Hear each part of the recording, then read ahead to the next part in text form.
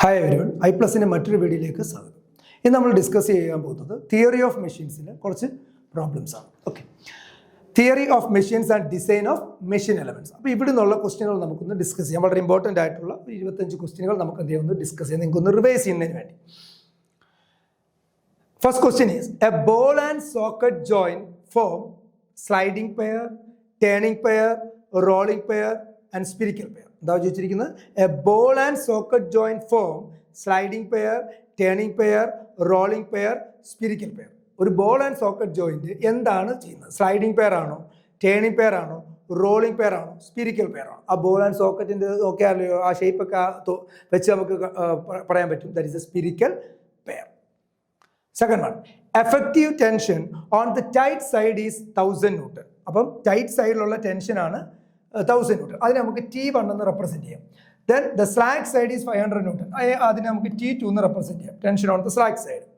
Then linear velocity V എന്ന് represent ചെയ്യാം 20 metre per second. The power transmitted by the belt. Power കാണാനുള്ള equation നമുക്കറിയാം, എന്താ? T1 minus T2 times velocity. അപ്പോൾ ഇവിടെ T1 എത്രയാണ്? 1000 മൈനസ് T2 സ്ലാക്ക് സൈഡിലെയാണ്, ദാറ്റ് ഈസ് 500 ഇൻറ്റു വെലോസിറ്റി എത്രയാണ്? 20. സോ 1000 മൈനസ് 500 എത്ര വരും? 500. സോ 500 ഇൻറ്റു എത്ര വരും? 20. സോ 10,000. 10,000 ആണ്, അത്രയും വാട്ട്സ് ആണ് അവിടുത്തെ പവർ. അപ്പോൾ ഇതിനെ നമുക്കൊരു 1000 കൊണ്ട് ഡിവൈഡ് ചെയ്യുവാണെങ്കിൽ എത്ര വരും? ദാറ്റ് ഈസ് 10 കിലോ വാട്ട് അല്ലേ? 10,000 വാട്ട്സ് അതൊരു 1000 കൊണ്ട് ഡിവൈഡ് ചെയ്താൽ കിലോ വാട്ടിലേക്ക് വരും. So the correct option is what? 10 kilowatt. അപ്പോൾ ഇവിടെ ഉപയോഗിച്ച ഇക്വേഷൻ എന്തുവാ? Power is equal to T1 minus T2 into V. T1 is the tension on the tight side and T2 is the tension on the slack side. Okay, and V is the velocity. That is the correct answer is what? 10 kilowatt. Then the dynamometer is a device which is used to measure what? Speed of the machine, RPM of the machine, weight of the machine, power developed by the machine. Dynamometer is a device which is used to measure what? Dynamometer എന്ന് പറയുന്ന device എന്തിനു വേണ്ടി use ചെയ്യുന്നു? സ്പീഡാണോ, RPM of the machine ആണോ, weight of the machine ആണോ, power developed by the machine ആണോ? Dynamometer എന്ന് കേൾക്കുന്ന ഓർത്തോണം, അത് സ്പീഡോ RPM ഓ വെയിറ്റ് ഓഫ് ദ മെഷീൻ ഒന്നും അല്ല. That is power developed by the machine. അതിനുവേണ്ടിയാണ് നമ്മൾ ഡൈനോമീറ്റർ യൂസ് ചെയ്യുന്നത്. Fourth one, the type of gear used to connect to non parallel non intersecting shaft. Non parallel ആയിട്ട് ഉള്ള non intersecting ഷാഫ്റ്റുകളുടെ ഏതാണ്? Spur gear ആണോ? Spur gear എപ്പോഴും parallel ഷാഫ്റ്റുകളാണ്. Spur gear അല്ല, straight bevel gear അല്ല, അവിടെ intersect ചെയ്യും. ദെൻ സ്പൈറൽ ഗിയറും അല്ല, അവിടെ ഒരു ഇന്റർസെക്ഷൻ വരുന്നുണ്ട്. Then the type of gear connect to non parallel ആണ് എന്ന് പറഞ്ഞാൽ പാരലൽ ആയിട്ട് അല്ലാതിരിക്കും. And non intersecting. അപ്പം നോൺ ഇന്റർസെക്റ്റിംഗ് വരുന്നത് ഏതായിരിക്കും? സ്ട്രൈറ്റ് ബിവൽ ഗിയർ ആണോ? അല്ല. സ്ട്രൈറ്റ് സ്പർ ഗിയർ ആണോ? അല്ല. സ്പൈറൽ ഗിയേഴ്സ് ആണോ? അല്ല. ഏത് ഗിയർ ആയിരിക്കും? ദാറ്റ് ഈസ് വേം ഗിയർ ആയിരിക്കും. So correct one is what? വേം ഗിയർ. അപ്പോൾ ഓപ്ഷനകത്ത് വേം ഗിയർ ഇല്ലെങ്കിൽ നമുക്ക് ക്വസ്റ്റ്യൻ്റെ ആൻസർ തെറ്റാണ്. കാരണം വേം ഗിയർ മാത്രമാണ് നോൺ പാരലൽ നോൺ ഇന്റർസെക്റ്റിംഗ് ആയിട്ട് വരുന്ന ഷാഫ്റ്റുകളിൽ വരുന്നത്. പാരലൽ ഷാഫ്റ്റുകളൊക്കെ വരുമ്പോൾ സാധാരണ ഇത് സ്പർ ഗിയർ ആണ് യൂസ് ചെയ്യുന്നത്. പിന്നെ നമ്മൾ അടുത്തതിന് വരുന്നത് ഹെലിക്കൽ ഗിയറുകൾ യൂസ് ചെയ്യുന്നുണ്ട്. ബിവൽ ഗിയർ എന്ന് പറഞ്ഞാൽ 2 ഇന്റർസെക്റ്റിംഗ് ഷാഫ്റ്റുകൾ തമ്മിലുള്ള വരുമ്പോൾ ബിവൽ ഗിയർ നമുക്ക് യൂസ് ചെയ്യാം. അപ്പം വേം ഗിയർ എന്ന് പറയുന്നത് നോൺ പാരലും ആണ്, നോൺ ഇന്റർസെക്റ്റിംഗ് ആണ്. Then in a gear train where the axis of gear have a motion, ഒരു ഗിയർ ട്രെയിനിൽ ആക്സിസ് ഓഫ് ഗിയേഴ്സിന് ഒരു മോഷൻ ഉണ്ടെങ്കിൽ ആ ഗിയറിനെ ഏത് ഗിയർ ട്രെയിൻ ഏത് പേരിൽ വിളിക്കും? Bevel wheel gear train, epicyclic gear train, reverted gear train, compound gear train. ഏതായിരിക്കും അത്? First one is epicyclic gear train. Epicyclic gear ട്രെയിനിൽ ആക്സിസ് ഓഫ് ഗിയേഴ്സിന് എന്ത് കാണും? ഒരു മോഷൻ കാണും. ആക്സിസ് ഓഫ് ഗിയേഴ്സിന് ഒരു മോഷൻ കാണുന്ന ഗിയർ ട്രെയിനുകളെയാണ് നമ്മൾ പറയുന്നത് epicyclic gear train. Sixth one, governor power is defined. Governor power എന്താണ് ഡിഫൈൻ ചെയ്യുന്നത്? Product of governor effort and sleeve lift, governor effort divided by the sleeve lift, product of governor effort and the difference of radii of rotation for the maximum and minimum speed and none of the above. അപ്പോൾ ഗവർണർ പവർ എന്ന് പറഞ്ഞു കഴിഞ്ഞാൽ it is defined as the product of governor effort and sleeve lift. സ്ലീവിൻ്റെ ലിഫ്റ്റും governor എഫോർട്ടിൻ്റെയും കൂടെ പ്രൊഡക്റ്റ് ആണെന്ത്? Governor power. Then in an automobile, if the vehicle makes a left turn, ഒരു ഓട്ടോമൊബൈൽ ആണെങ്കിൽ if the vehicle makes a left turn, vehicle എന്ത് ചെയ്യുന്നു? ഒരു ലെഫ്റ്റ് ടേൺ എടുക്കുകയാണെങ്കിൽ ഗൈറോസ്കോപ്പിക് ടോർക്ക് എന്ത് സംഭവിക്കും? ഗൈറോസ്കോപ്പിക് ടോർക്കിന് എന്ത് സംഭവിക്കും? Increases the force on the outer wheel, decreases the force on the outer wheel, does not affect the force on the outer wheel, first decrease and then increase the force on the outer wheel. അപ്പം ഒരു automobile left turn ആണ് എടുക്കുന്നതെങ്കിൽ gyroscopic ടോർക്കിന് ഇത്. അപ്പോൾ left hand എടുക്കുമ്പോൾ നമുക്കറിയാം ഈ എന്താ സംഭവിക്കുന്നത്? Increase the force on the outer wheel. ഈ ലെഫ്റ്റ് ഹാൻഡ് എടുക്കുമ്പം ഇന്നർ വീൽ അവിടെ പ്രസ് ചെയ്തുകൊണ്ട് ഔട്ടർ വീൽ ഇങ്ങനെ പോകല്ലേ. അപ്പം ഇവിടെ പറയുന്നത് increase the force on outer വീലിലെ ഫോഴ്സ് കൂടും, decrease the force on outer wheel, outer വീലിലെ ഫോഴ്സ് കുറയും, does not affect the force on outer wheel, outer വീലിലെ ഫോഴ്സിന് ഒന്നും സംഭവിക്കുന്നില്ല. First decrease then increase in the force on the outer wheel, ആദ്യം കുറയുകയും പിന്നെ കൂടുകയും ചെയ്യും ഔട്ടർ വീലിലെ ഫോഴ്സുകൾ. എങ്ങനെയായിരിക്കും? Increase the force on the outer wheel. Left turn എടുക്കുന്ന സമയത്ത്, ലെഫ്റ്റ് ടേൺ ആണ്, അപ്പം ലെഫ്റ്റ് ടേൺ എടുക്കുന്ന സമയത്ത് vehicle makes a left turn, the gyroscopic torque എവിടെ കൂടും? ഔട്ടർ വീലിൽ. എന്ത് സംഭവിക്കും? The increase the force on the outer wheel. Outer വീലിലെ ഫോഴ്സ് കുറച്ചുകൂടെ എന്ത് ചെയ്യും? കൂട്ടും. Then longitudinal vibrations are set to occur. Longitudinal vibration ഉണ്ടാകും. ലോഞ്ചിറ്റ്യൂണൽ വൈബ്രേഷനും ഉണ്ട്, ഏത് വൈബ്രേഷനും ഉണ്ട്? ട്രാൻസ്വേഴ്സ് വൈബ്രേഷനും ഉണ്ട് അല്ലേ. ലോഞ്ചിറ്റ്യൂണൽ വൈബ്രേഷൻ എന്ന് പറഞ്ഞാൽ ഇതിപ്പോൾ ഒരു സ്പ്രിങ് ആണെന്ന് വിചാരിക്കുക. നമ്മളിതിനെ ഇങ്ങോട്ട് ഒന്ന് വലിച്ചു വിടുന്നു, ഓസിലേറ്റ് ചെയ്യും. ഇത് അങ്ങോട്ടും ഇങ്ങോട്ടും കാണുന്ന എന്ത് ചെയ്യും? ഓസിലേറ്റ് ചെയ്യും. അപ്പം ആ ഷാഫ്റ്റ് അതിൻ്റെ ആക്സിസിന് പാരലായിട്ടാണ് എന്ത് ചെയ്യുന്നത്? ഇത് ഓസിലേറ്റ് ചെയ്യുന്നതെങ്കിൽ ആ തരത്തിലുള്ള വൈബ്രേഷൻ നമുക്ക് എന്ത് പറയാം? ലോഞ്ചിറ്റ്യൂണൽ വൈബ്രേഷൻ എന്ന് പറയാം. അതേസമയം ഒരു കാൻഡിലിവർ ബീമോ വല്ലോ ആണെന്ന് വിചാരിക്കുക. നമ്മൾ ഇവിടെ ഒരു ഫോഴ്സ് കൊടുത്ത് ഇത് ഇങ്ങനെ വൈബ്രേറ്റ് ഇങ്ങനെയും വൈബ്രേറ്റ് ചെയ്യുന്നു വിചാരിക്കാം. അപ്പോൾ ഇങ്ങനെ വൈബ്രേറ്റ് എന്ന് പറയുമ്പം ഈ ആക്സിസിന് പെർപെൻഡിക്കുലർ ആയിട്ടാണ് വൈബ്രേറ്റ് ചെയ്യുന്നത്. ഈ ആക്സിസിന് പെർപെൻഡിക്കുലർ ആയിട്ടാണ് എന്ത് ചെയ്യുന്നത്? വൈബ്രേറ്റ് ചെയ്യുന്നത്. അപ്പോൾ അത് ട്രാൻസ്വേഴ്സ് വൈബ്രേഷൻ എന്ന് പറയും. അപ്പോൾ ഇവിടെ ചോദിച്ചിരിക്കുന്നത് ലോഞ്ചിറ്റ്യൂണൽ വൈബ്രേഷൻ ഉണ്ടാകുന്നു when the particles of body move perpendicular to the axis. ആണോ? അല്ല, parallel to the axis, inclined at 45 degree to the axis, in a circle about the axis. അപ്പം പെർപെൻഡിക്കുലർ ടു ദിസ് ആക്സിസ് വന്നാൽ അത് ഏത് vibration ആണെന്ന് പറയാം? That is transverse vibration. Then parallel to the axis, ആക്സിസിന് parallel ആണെങ്കിൽ അത് ഏത് vibration? That is longitudinal vibration അല്ലെങ്കിൽ linear vibration. Then inclined at 45 degree to the axis, അത് ആ വൈബ്രേഷൻ ആണോ? ഇത് രണ്ടും അല്ലാത്ത വൈബ്രേഷൻ ആണ്. Then last one is what?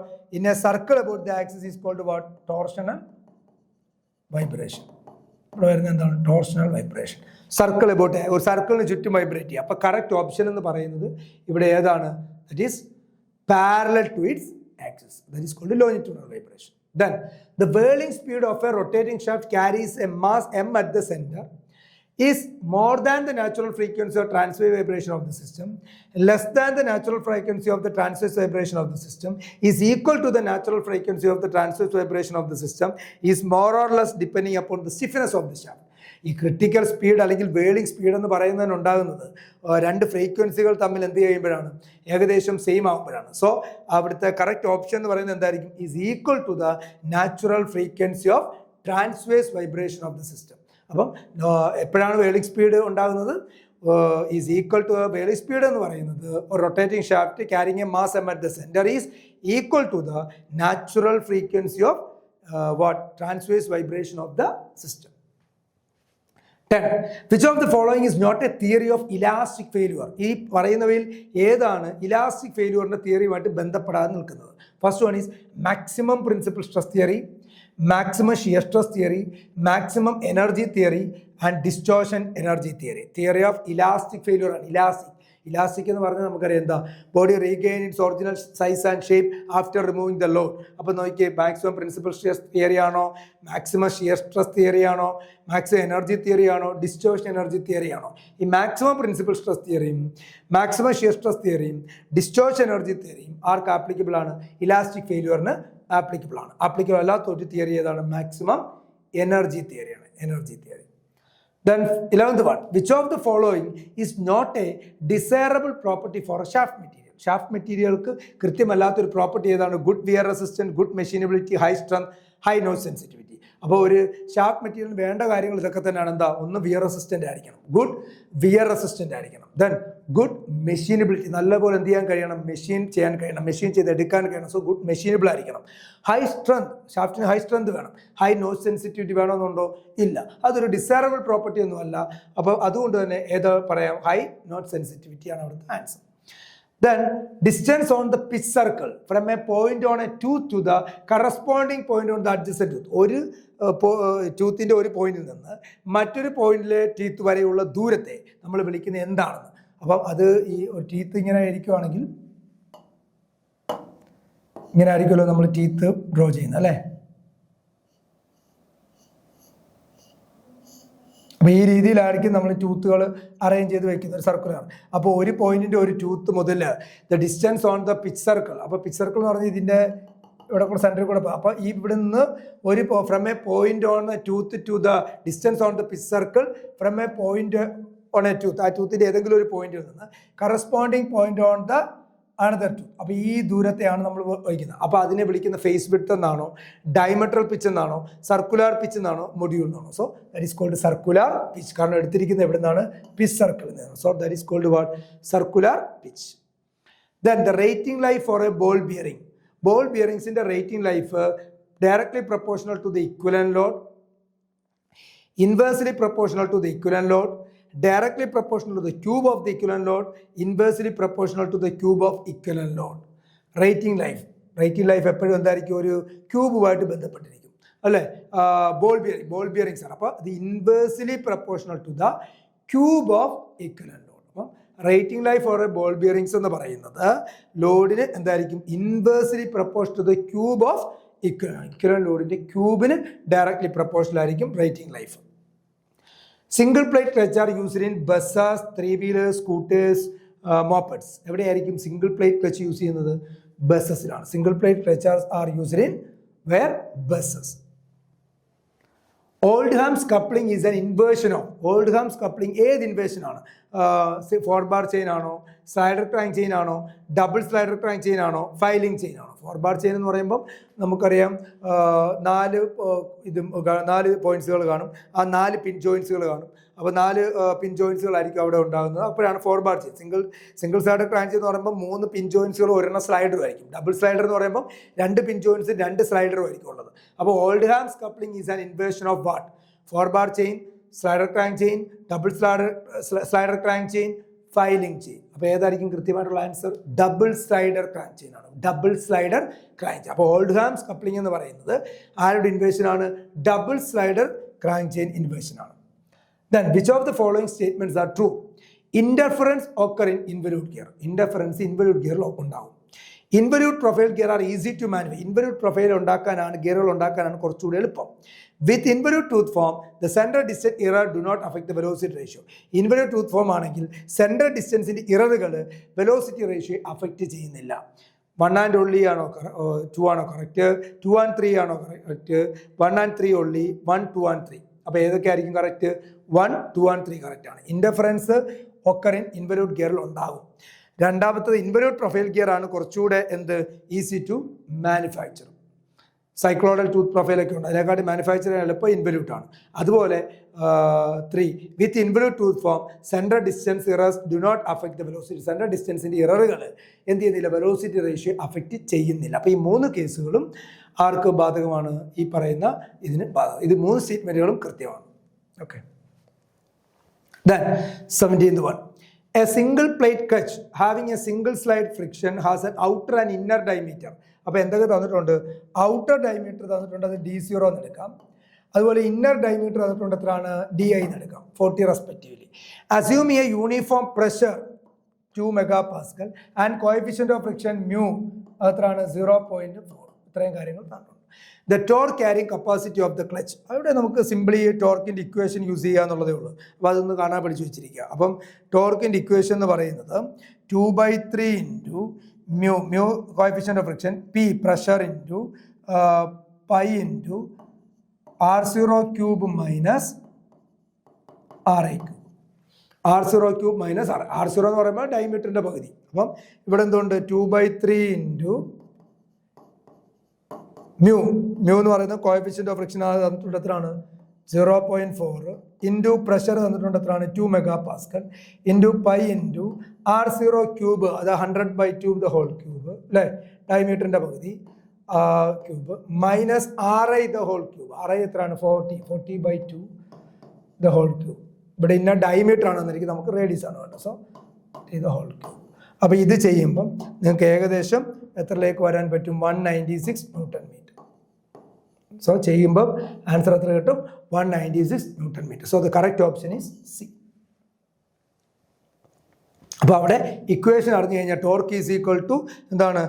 Equation 2/3 mu P pi into r0 cube minus RI cube എന്നുള്ള equation നമുക്ക് യൂസ് ചെയ്ത് കഴിഞ്ഞാൽ അവിടെ കൃത്യമായിട്ട് നമുക്ക് ആൻസർ എന്ത് ചെയ്യും? കണ്ടുപിടിക്കും. Then the life of a ball bearings at a load of 10 kilo newton. അപ്പോൾ ഒരു ബോൾ ബിയറിങ്സിൻ്റെ ലൈഫാണ് പറഞ്ഞിരിക്കുന്നത്. അതിൻ്റെ ലോഡ് തന്നിട്ടുണ്ട് 10 കിലോ ന്യൂട്ടൺ ആണ്. Is 8000 hours. അപ്പം അവിടുത്തെ ലൈഫ് വന്നിരിക്കുന്നത് 8000 അവേഴ്സ് ആണ്.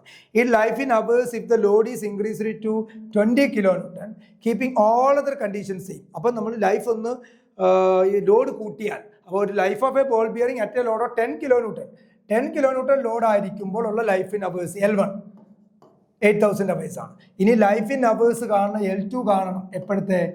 If the load is increased to എന്താണ്? അപ്പോൾ ഇവിടെ F1 എന്ന് കൊടുക്കാം, ഇവിടുത്തെ ഫോഴ്സ് ഇൻക്രീസ് ചെയ്ത് F2. അപ്പോൾ F1 ഫോഴ്സ് 10 കിലോ ന്യൂട്ടൺ ആകുമ്പോൾ ഉള്ള ലൈഫ് ഇൻ അവേഴ്സ് 8000 ആണ്. ആ ലൈഫ് ഈ ഫോഴ്സിൻ്റെ ആ മാഗ്നിറ്റ്യൂഡ് ഒന്ന് കൂട്ടി 20 ആക്കുമ്പോൾ എത്രയായിരിക്കും അവിടുത്തെ ലൈഫ്? അതാണ് ക്വസ്റ്റ്യൻ അത് ചോദിച്ചിരിക്കുന്നത്. അപ്പോൾ നമുക്ക് ഇവിടുത്തെ റേഷ്യോ അപ്ലൈ ചെയ്യാം. നമ്മൾ already L1/L2 is equal to ഒരു ഇക്വേഷൻ ഉണ്ട്. L1/L2 is equal to F2/F1 the power of n എന്നാണ്. L1/L2 ഈസ് ഈക്വൽ ടു എന്താണ്? F2/F1 the power of n. ബാക്കി എല്ലാ കണ്ടീഷനും സെയിം ആണെന്ന് പറഞ്ഞിരിക്കുന്നു. അപ്പോൾ ഇവിടെ ഈ n എന്ന് പറയുന്നത് 3 ആയിരിക്കും, കാരണം അത് ബോൾ ബിയറിങ്സിൽ ക്യൂബാണ്, ക്യൂബ് ആയിരിക്കും എടുക്കേണ്ടത്. അപ്പോൾ നോക്കി L1 നമ്മുടെ കയ്യിലുണ്ട് 10 അല്ല 8000 അല്ലേ. L1 ഈസ് 8000 ബൈ L2 നമുക്കറിയത്തില്ല. F2 തന്നിട്ടുണ്ട് എത്രയാണ്? 20 ബൈ F1 എത്രയാണ്? 10 ദ ഹോൾ ക്യൂബ് എന്ന് വരും. So 8000 is equal to by L2 is equal to 20/10. അപ്പോൾ 20/10 2 ക്യൂബ് എന്ന് പറയുമ്പോൾ 8 വരും. So 8L2 is equal to എത്ര വരും? 8000 എന്ന് വരും അല്ലേ. അപ്പോൾ L2 കാണാൻ വേണ്ടി നമ്മൾ 8 കൊണ്ടങ്ങ് ഡിവൈഡ് ചെയ്താൽ 8000/8 എന്ന് വരും. സോ ഇവിടെ പോയി ബാക്കി. അപ്പോൾ L2 എത്ര വരും? That is 1000 hours. അപ്പോൾ L2 കിട്ടുന്ന എത്രയാണ്? 1000. നമ്മുടെ option A 1000, B 2000, C 500, D 4000. So correct is what? A is 4000. അപ്പോൾ സോറി 1000 ആണ് നമ്മളുടെ കൃത്യമായിട്ടുള്ള ഉത്തരം. ഇത് ചെയ്യുന്ന മനസ്സിലായ L1/L2 ഈസ് ഈക്വൽ ടു എന്താണ്? F2/F1 the power of n ആയിരിക്കും. അപ്പോൾ n അവിടെ ക്യൂബാണ്. ഒരു ബോൾ ബിയറിങ്സിൽ n എത്രയാണ്? ക്യൂബാണ്. അതുകൊണ്ടാണ് 3 ഇട്ട് കൊടുത്തത്. Okay, the answer is 1000. Then the outside diameter of the hollow shaft is double the inside diameter. അപ്പോൾ outside diameter D0 ആണ്, inside diameter D എന്ന് എടുക്കാം. അവർ പറഞ്ഞിരിക്കുന്ന outside diameter of the hollow shaft, hollow ആണ്, ഷാഫ്റ്റ് ഹോളോ ആണ്, is 2 times of എന്താണ്? inside diameter. Then the ratio of the torque carrying capacity of the solid shaft of the same material and of the same outside diameter is. അപ്പം ratio of the torque carrying capacity to that of a solid shaft. അപ്പോൾ നമുക്ക് ratio കാണും. Solid ഷാഫ്റ്റിൻ്റെയും അതുപോലെ തന്നെ hollow ഷാഫ്റ്റിൻ്റെയും ratio കാണുക. ആ ratio എത്രയാണെന്ന് കാണണം. ബാക്കിയെല്ലാം സെയിം ആണ്. അവിടെ ആകെ പറഞ്ഞിരിക്കുന്നത് D0 is equal to the 2 times of DI ആണ്. അപ്പോൾ നമുക്കവിടെ ടോർക്ക് കാണുമ്പോൾ നമ്മളവിടെ റിലേഷനകത്ത് ടോർക്ക് വെച്ചും ചെയ്യാം, അതുപോലെ തന്നെ അവിടുത്തെ പോളാർ മൊമെൻറ്റ് ഓഫ് ഇനേർഷ്യ വെച്ചും ചെയ്യാം. ഒരു ഹോളോ ഷാഫ്റ്റിൻ്റെ പോളാർ മൊമെൻറ്റ് ഓഫ് ഇനേർഷ്യ എന്ന് പറയുന്നത് J എന്ന് പറയുന്നത് π/32 ഇൻറ്റു D0⁴ മൈനസ് DI⁴ ആണ് ഒരു ഹോളോ ഷാഫ്റ്റ്. ഇത് ഏത് ഷാഫ്റ്റിൻ്റെ ആണ്? ഒരു ഹോളോ ഷാഫ്റ്റ്. അതേസമയത്ത് ഒരു സോളിഡ് ഷാഫ്റ്റിൻ്റെ ഇക്വേഷൻ വരുമ്പോൾ J is equal to π/32 into എന്തായിരിക്കും? D⁴ ആയിരിക്കും. ഇവിടെ പറയുന്നുണ്ട് the ratio of the torque carrying capacity of a solid shaft of the same material and of the same outside diameter. അപ്പോൾ solid ഷാഫ്റ്റിൻ്റെ ഔട്ട്സൈഡ് ഡയമീറ്ററും എന്ത്, ഹോളോ ഷാഫ്റ്റിൻ്റെ ഔട്ട്സൈഡ് ഡയമീറ്റർ തന്നെയാണ് സോളിഡ് ഷാഫ്റ്റിൻ്റെ ഡയമീറ്ററായിട്ട് എടുക്കാൻ പറഞ്ഞിരിക്കുന്നത്. അപ്പോൾ ഇവിടെ നമ്മൾ π/32 ഇൻറ്റു D⁴ അങ്ങനെ തന്നെ കിടക്കട്ടെ. D0 എന്ന് പറയുന്നത് 2 times of എന്താണ്? DI ആണ് അല്ലേ. അപ്പോൾ ഇതിനകത്ത് നോക്കുമ്പോൾ നമുക്ക് എങ്ങനെ വരും? D0 π/32. അപ്പോൾ ഇതിൻ്റെ റേഷ്യോ എടുക്കാം. അപ്പം ഏതൊക്കെയൊക്കെ ഒരു സോളിഡ് ഷാഫ്റ്റിൻ്റെയും ഹോളോ ഷാഫ്റ്റിൻ്റെയും റേഷ്യോ നമുക്ക് എടുത്തു കഴിഞ്ഞാൽ അപ്പോൾ നമുക്ക് അതിൻ്റെ റേഷ്യോ ഒന്ന് എടുക്കാം. Torque due to hollow shaft by torque due to solid shaft. ഇത് എന്തുമായിട്ട് റിലേറ്റ് ചെയ്യാം? ടോർക്ക് കാണണമെന്ന് നിർബന്ധമില്ല. ഇത് അതിൻ്റെ പോളാർ മൊമെൻറ്റ് ഓഫ് ഇനേർഷ്യ ആയിട്ട് ഇക്വേറ്റ് ചെയ്താലും മതി. പോളാർ മൊമെൻറ്റ് ഓഫ് ഇനേർഷ്യ എന്താ? J hollow by J solid. അപ്പോൾ ഹോളോ ഷാഫ്റ്റിൻ്റെ എന്ത് വരും π/32 ഇൻറ്റു d⁴ മൈനസ് ഡി. അടുത്ത എങ്ങനെയാ നമ്മൾ പറഞ്ഞിട്ടുണ്ട് ഔട്ട്സൈഡ് ഡയമീറ്റർ ഞാൻ ഡി എന്ന് എടുക്കാം. ഔട്ട്സൈഡ് ഡയമീറ്റർ എന്ന് പറയുന്നത് എന്താണ്? ഇൻസൈഡ് ഡയമീറ്റർ സ്മോൾ ഡി എന്ന് എടുക്കാം. അപ്പം ഇവിടെ പറഞ്ഞിരിക്കുന്ന അനുസരിച്ചാണെങ്കിൽ ഔട്ട്സൈഡ് ഡയമീറ്റർ എന്താണെന്നാണ് പറഞ്ഞിരിക്കുന്നത്? Double the inside diameter 2 times of D. അപ്പം ഇൻസൈഡ് ഡയമീറ്റർ ഡി എന്ന് പറയുന്നത് d/2 ആയിരിക്കും അല്ലേ? അപ്പോൾ അവിടെ ഇന്നർ ഡയമീറ്റർ ആണ് പിന്നെ വരേണ്ടത്. അപ്പോൾ ഇന്നർ ഡയമീറ്റർ വരെ d/2 d⁴ കൊടുക്കും. അപ്പോൾ d⁴ എന്ത് വരും? 16 എന്ന് വരും. അപ്പോൾ അത് ഹോളോ ഷാഫ്റ്റ്. സോളിഡ് ഷാഫ്റ്റ് എന്ന് പറയുമ്പോൾ π/32 ഇൻറ്റു എന്ത് വരും? d⁴ എന്ന് വരും. അപ്പോൾ അവിടെ അത്രയും വന്നു അല്ലേ? ഇനി എന്ത് ചെയ്യണം? ഇതിനകത്ത് π/32 π/32 എന്ത് ചെയ്യും? ക്യാൻസൽ ചെയ്ത് പോകും. ആ ബാലൻസ് വരുന്നത് എന്ത് വരും? 16 d⁴ മൈനസ് d⁴ എന്ന് പറയുമ്പോൾ 15 d⁴/16 ബൈ എന്ത് വരും? d⁴ വരും. അപ്പം എടുത്ത d⁴ വെട്ടിപ്പോയിട്ട് ബാലൻസ് എത്ര വരും? 15/16. സോ ദ കറക്റ്റ് റേഷ്യോ എത്രയാണ്? That is option number C, 15/16. എന്തുകൊണ്ടാണ് ഞാൻ ടോർക്കിനെ വെച്ചപ്പോൾ ഇതുമായിട്ട് ഇക്വേറ്റ് ചെയ്തത്? നമ്മൾ ഓൾറെഡി പഠിച്ചിട്ടുണ്ട് T/J = τ/r = g⁵/L. ഇതാണ് നമ്മുടെ ടോർഷൻ ഇക്വേഷൻ എന്ന് പറയുന്നത്, torsion formula. T/J = τ/r = g⁵/L. ഈ ഒരു ഇക്വേഷൻ ഉണ്ട്. ഈ ഇക്വേഷൻ വെച്ച് റിലേറ്റ് ചെയ്യുവാണെങ്കിൽ ടോർക്ക് നമുക്ക് കണ്ടുപിടിക്കാൻ ഇത് വെച്ച് ഇക്വേറ്റ് ചെയ്യാം. Okay, T/J = g⁵/L. അപ്പം ടോർക്കും ജെയും തമ്മിൽ റിലേറ്റ് ചെയ്യാനുള്ള കാരണം എന്ന് പറഞ്ഞാൽ ഇവിടെ ഓൾറെഡി പറയുന്നുണ്ട് ഹോളോ ഷാഫ്റ്റും സോളിഡ് ഷാഫ്റ്റും എന്താണ്? സെയിം മെറ്റീരിയലാണ്, സെയിം ഔട്ട്സൈഡ് ഡയമീറ്റർ ആണ്. അപ്പം ടോർക്ക് കാണാൻ പറയുവാണെങ്കിൽ അപ്പോൾ ടോർക്കിൻ്റെ റേഷ്യോ ആണ് ഇവിടെ കാണാൻ ചോദിച്ചിരിക്കുന്നതെങ്കിലും നമുക്ക് ഏതെടുത്താൽ മതി? ഈസി ഉള്ള മെത്തേഡ് വേറെ ഒന്നും നമുക്ക് ഇവിടെ അവൈലബിൾ അല്ല. അപ്പോൾ അതുകൊണ്ട് ഈസി ആയിട്ട് നമുക്ക് എന്ത് ചെയ്താൽ മതി? അതിൻ്റെ പോളാർ മൗണ്ട് ഓഫ് ഇനേർഷ്യയാണ് എന്തെടുത്താൽ, അതായത് ജെയുടെ റേഷ്യോ എടുത്താലും കറക്റ്റായിട്ട് തന്നെ കിട്ടും. J⁻/J solid. അങ്ങനെ നമുക്ക് റേഷ്യോ എത്ര വന്നു? 15/16. So the correct answer is C, 15/16. അടുത്തത്, the tearing efficiency of A riveted joint is 80%. അപ്പോൾ ടിയറിംഗ് എഫിഷ്യൻസി വന്നിരിക്കുകയാണ്. ഒരു റിവറ്റഡ് ജോയിൻ്റെ ടിയറിംഗ് എഫിഷ്യൻസി എത്രയാണ്? 80% ആണ് തന്നിരിക്കുന്നത്. അതായത് 0.8 ആണ്. Then the ratio of rivet hole diameter to the pitch. Rivet hole ഡയമീറ്ററും പിച്ചും തമ്മിലുള്ള റേഷ്യോ എന്താണ്? എത്രയാണ് എന്നാണ് ചോദിച്ചിരിക്കുന്നത്. അപ്പോൾ ടിയറിംഗ് എഫിഷ്യൻസിയുടെ ഇക്വേഷൻ എന്ന് പറയുന്നത് P-D/P എന്നാണ്. ഓക്കെ, P എന്ന് പറയുന്നത് പിച്ചും D എന്ന് പറയുന്നത് ഡയമീറ്റർ ഓഫ് ദ റിവറ്റ് ഹോളുമാണ്. അപ്പം ഇവിടെ efficiency of tearing efficiency is equal to P കൊണ്ട് ഡിവൈഡ് ചെയ്താൽ 1 - എന്ത് വരും? D/P എന്ന് വരും. ഈ -D/P ഇപ്പുറത്ത് വന്നാൽ പ്ലസ് ആവും. D/P ഈസ് ഈക്വൽ ടു എന്ത് വരും? 1 - ടിയറിംഗ് എഫിഷ്യൻസി എന്ന് വരും. So D/P is equal to 1 - tearing efficiency എത്രയാണ്? 0.8 ആണ് തന്നിട്ടുണ്ട്. 80% എന്ന് പറഞ്ഞാൽ 0.8. So 1 - 0.8 is what? 0.2. So D/P എന്ന് പറയുന്നതിൻ്റെ റേഷ്യോ എത്ര കിട്ടി? 0.2. So the correct option is what? B. That is 0.2. 21th question. A flywheel connected to a punching machine has to supply energy of 320 Newton meter.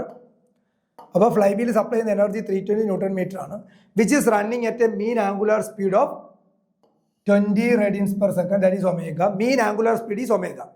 If the total fluctuation of speed is not to exceed ±2%, അതായത് coefficient of fluctuation of speed അതായത് എത്ര വരും? ±2% എന്നാണ്. അപ്പോൾ 2 ഉം 2 കൂടെ add ചെയ്യുമ്പോൾ 4 വരും. 4% എന്ന് പറയുമ്പോൾ 0.04 ആണ് CS.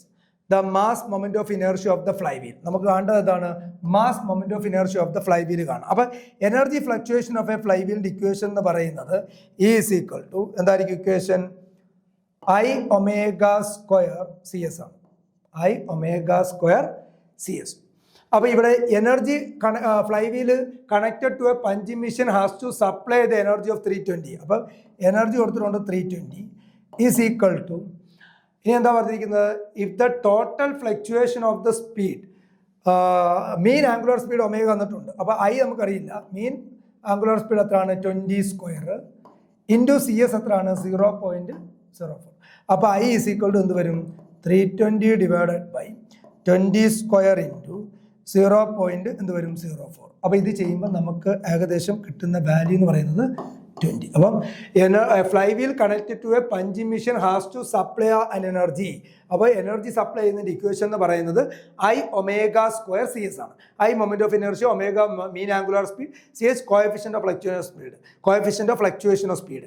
അത് 0.04 ±2% എന്ന് പറഞ്ഞു കഴിഞ്ഞാൽ +2 ഉണ്ട് -2 ഉണ്ട്. സോ ടോട്ടൽ എത്ര 4% ആണ്. അപ്പോൾ 0.04 മാസ് മൊമെന്റ് ഓഫ് ഇനർഷ്യ ആണ് കണ്ടുപിടിക്കേണ്ടത് അല്ലേ. മാസ് മൊമെന്റ് ഓഫ് ഇനർഷ്യ എന്ന് പറഞ്ഞാൽ ഐ കണ്ടുപിടിക്കണം. അപ്പോൾ I ഒമേഗ സ്ക്വയർ CS ഉണ്ട്, ഒമേഗയുടെ വില നമ്മുടെ ഉണ്ട്, E ഉണ്ട്. അവിടെ നമുക്ക് I കണ്ടുപിടിക്കുന്ന എത്ര കിട്ടും? That is equal to 20. So the correct option is what? 20. Second question. The sewing couple is maximum or minimum when the angle of inclination in degree of the line of stroke is equal to 180 and 315. 220 and 225 and 135, 225 and 45, 180 and 225. അതായത് swaying couple maximum ആവുന്നതും minimum ആവുന്നതും maximum or minimum ഏത് ഇൻക്ലിനേഷനിലായിരിക്കും എന്നാണ്. ഏത് when the angle of inclination in degree of the line of stroke is equal to ആ angle കണ്ടുപിടിക്കാനാണ് ചോദിച്ചിരിക്കുന്നത്. അപ്പം സോയിങ് കപ്പിളിൻ്റെ ഇക്വേഷൻ എന്ന് പറയുന്നത് സോയിങ് കപ്പിളിൻ്റെ ഇക്വേഷൻ എന്ന് പറയുന്നത് 1 - C into omega square mr omega square 1 - C into mr omega square into a/2 into sin theta cos theta. ഇതായിരിക്കും നമ്മുടെ relation. So swaying couple is equal to 1 - C into mr omega square into a/2 into sin theta cos theta. അപ്പോൾ ഇനി നമ്മൾ നോക്കുന്നത് ഈ sin theta cos theta എന്താകുമ്പോഴാണ് sine theta cos theta നമ്മൾ ഇത് ഇവിടെ നമുക്കൊരു രീതിയിലും കൂടെ എഴുതാം. Swaying couple is equal to എന്താ 1 - C mr omega square a/2 sine theta cos theta എന്നാണ്. അപ്പോൾ ഇവിടെ ഞാൻ ഈ ഒരു റിലേഷനെ ഇവിടെ √2 ഇൻറ്റു ഇവിടെ നമ്മളൊരു മൾട്ടിപ്ലൈ ചെയ്ത് കഴിഞ്ഞാൽ ഒരു മേളിലും താഴെയും √2 കൊണ്ടൊക്കെ മൾട്ടിപ്ലൈ ചെയ്ത് കഴിയുമ്പോൾ ഈ ഇക്വേഷൻ എനിക്ക് 2 സൈൻ തീറ്റ കോസ് തീറ്റ എന്ന് എഴുതാം. അപ്പോൾ അതിനെ സൈൻ 2 തീറ്റ എന്ന് എഴുതാം. ഇതിനെ അങ്ങനെ എഴുതാം സൈൻ 2 തീറ്റ. അപ്പോൾ സൈൻ 2 തീറ്റ എന്ന് പറയുന്നത് +or-1 ആകുന്നത് എപ്പോഴാണ് നമ്മൾ നോക്കണം. മാക്സിമം എന്നാണ് ചോദിച്ചിരിക്കുന്നത്. Same couple is maximum. അപ്പോൾ ഈ റിലേഷനെ എനിക്ക് വേണമെങ്കിൽ ഒന്ന് റീഅറേഞ്ച് ചെയ്തുകൊണ്ട് എങ്ങനെ എഴുതാം? സൈൻ 2 തീറ്റ എന്നുള്ള രീതിയിലേക്ക് മാറ്റാം. അങ്ങനെയാണെങ്കിൽ സൈൻ 2 തീറ്റ മാക്സിമം ആകുന്നത് എപ്പോഴാണോ അപ്പോഴായിരിക്കും സെയിം കപ്പിളിൻ്റെ മാക്സിമം വരിക. അപ്പോൾ സൈൻ 2 തീറ്റ +or-1 ആകുന്നത് 2 തീറ്റ എപ്പോഴാകുമ്പോഴാണ്? 2 തീറ്റ ഒന്ന് 90 ആകുമ്പോൾ, പിന്നെ എത്ര ആകുമ്പോൾ 270 ഡിഗ്രി ആകുമ്പോൾ അങ്ങനെ ആയിരിക്കും. അപ്പോൾ 2 തീറ്റ 90 270 +1 വരുന്നത് സൈൻ 2 തീറ്റ. അങ്ങനെ ആകുമ്പോൾ തീറ്റ എത്ര ആയിരിക്കും? തീറ്റ ഈസ് ഈക്വൽ എത്രയാണ്? 45 ഡിഗ്രി. ഇനി ഒരു ആംഗിൾ നമുക്ക് കിട്ടി 45 ഡിഗ്രി. ഇനി റിപ്പീറ്റ് ചെയ്യുന്നത് ഈ സൈൻ 2 തീറ്റ അല്ലെങ്കിൽ sine theta cos theta repeat ചെയ്യുന്ന എവരി 180 ഡിഗ്രി ഇൻ്റർവല്ല. ഓരോ 150 ഡിഗ്രി ഇൻ്റർവൽ ഇത് എന്ത് ചെയ്യും? റിപ്പീറ്റ് ചെയ്യും. അപ്പോൾ ഇവിടെ ഓൾറെഡി എത്ര ഉണ്ട്? ഒരു ആംഗിൾ നമുക്ക് കിട്ടി 2 തീറ്റ 90 ആണെങ്കിൽ തീറ്റ എത്ര ആയിരിക്കും? 45. അങ്ങനെയാണെങ്കിൽ ഈ 45ൻ്റെ കൂടെ എന്തുകൂടെ ആഡ് ചെയ്താൽ മതി? 180 കൂടെ നമ്മൾ എന്ത് ചെയ്യുക? ആഡ് ചെയ്യുക. അപ്പോൾ നമുക്ക് എത്ര കിട്ടും? 225. അപ്പോൾ ഇവിടുത്തെ ഓപ്ഷന് നോക്കിയേ 180 and 315 ആണ്. അത് കറക്റ്റ് ആകത്തില്ല. 225 and 135 അതല്ല. 225 and 45 and 180 and 225. അപ്പോൾ നമ്മൾ സോൾവ് ചെയ്തപ്പോൾ കിട്ടിയ ഫസ്റ്റ് ആംഗിൾ 45. പിന്നെ തീറ്റ റിപ്പീറ്റ് ചെയ്യുന്ന 180 ഡിഗ്രിയിലാണ്. അത് 225. അപ്പം കറക്റ്റ് ഓപ്ഷൻ ഈസ് എന്താണ്? C 225 and 45. അപ്പോൾ ഇത്രയും ക്വസ്റ്റ്യനുകൾ നമുക്ക് ഇപ്പോൾ ഡിസ്കസ് ചെയ്യാം. ഇനി അടുത്ത ക്ലാസ്സിൽ നമുക്ക് ബാക്കിയുള്ള ക്വസ്റ്റ്യനുകൾ ഡിസ്കസ് ചെയ്യാം. Thank you.